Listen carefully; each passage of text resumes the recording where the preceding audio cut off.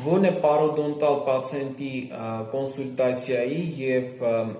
այլ ստամատոլոգիական կոնսուլտացիաների տարբերությունը։ Սա մի հարց է, որի մասին երկար ժամանակ էի ցանկանում խոսել։ Տեսեք, ընդհանուր պրոֆիլի ստամատոլոգի կամ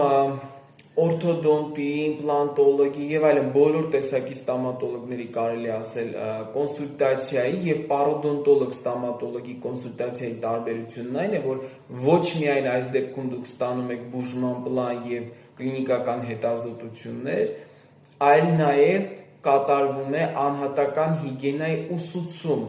որի հետևանքով տվյալ պացիենտի